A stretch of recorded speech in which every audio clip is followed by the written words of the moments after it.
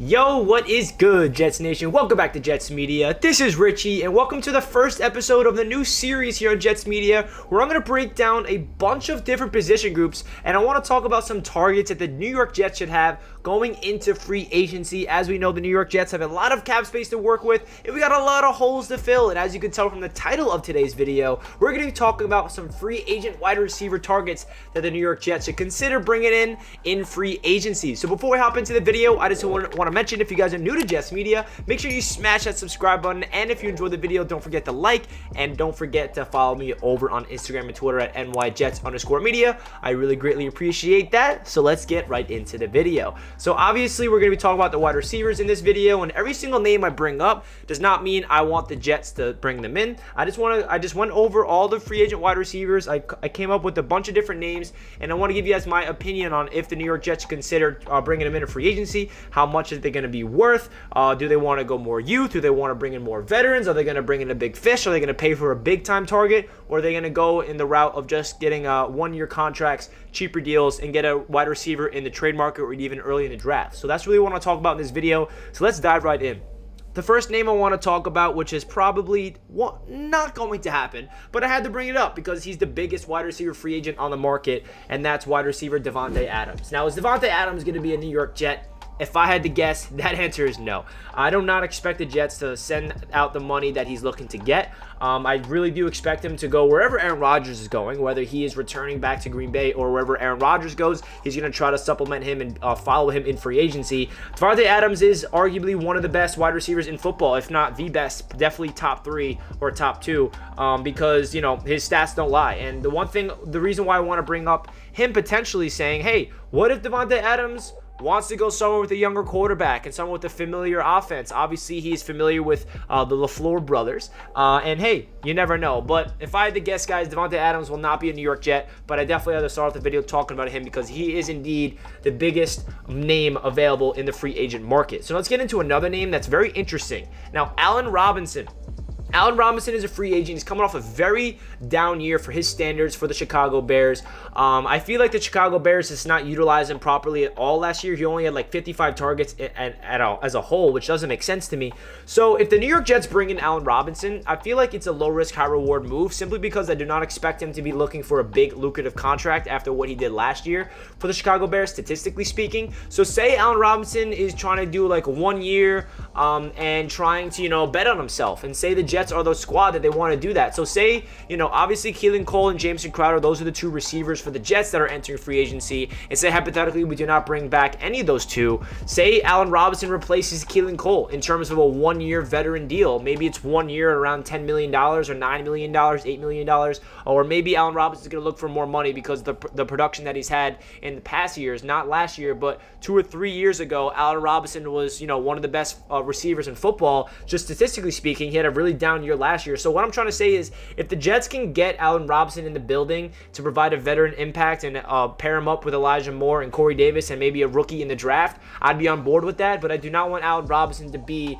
overpaid, give him a 2 or 3, 4-year contract. I do not expect the Jets to do that. The only way I would be open to Allen Robinson coming to the Jets if it's on a 1-year deal where we're not, committed to him long term, and it's kind of just a veteran coming in who's been a number 1 receiver before, and he can help out Zach Wilson. That's the only way I'm bringing in Allen Robinson again, if it's only a 1-year deal. So now let's get into another player that I think is very interesting. If the Jets want to open the bank for a receiver that's realistic, I think this might be the one.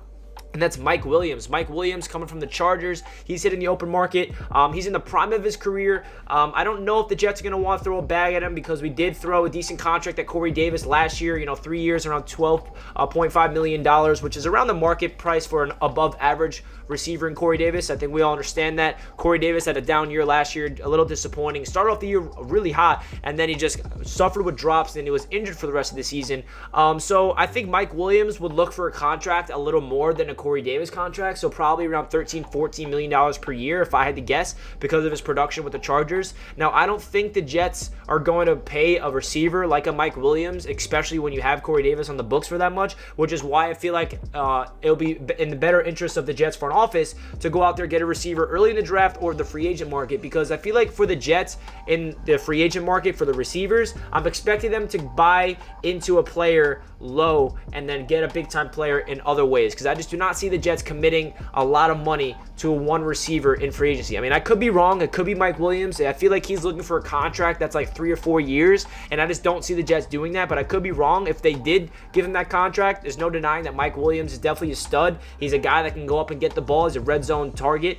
He's 50-50 guy. He can take the top off the defense, and he's had a lot of success over down there out west with the Chargers, and obviously has Keelan Allen to help him out to take a lot of pressure off of him and free him up. So Mike Williams is definitely something interesting to look at. And now this is another wide receiver that I definitely feel like that will be on the Jets' radar, and that's Christian Kirk. Christian Kirk would be a player where I feel like if the Jets moved on for Braxton Berrios and Braxton Berrios was not brought back. I actually forgot to bring up Berrios. He's also a pending free agent wide receiver, as you guys already know. But say hypothetically speaking, Braxton Berrios walks. I feel like Christian Kirk could be a big-time piece to replace him because he's someone that can be a special teams guy, punt return, kick return. He's also a guy that can line up on the slot, I mean, listen, I'm not comparing Christian Kirk to Braxton Berrios because they are very two different style of wide receivers, but I feel like his play style would fit into the system of LaFleur beautifully if they do want to bring in Christian Kirk in free agency because he can do a lot of things in terms of taking the top off the defense.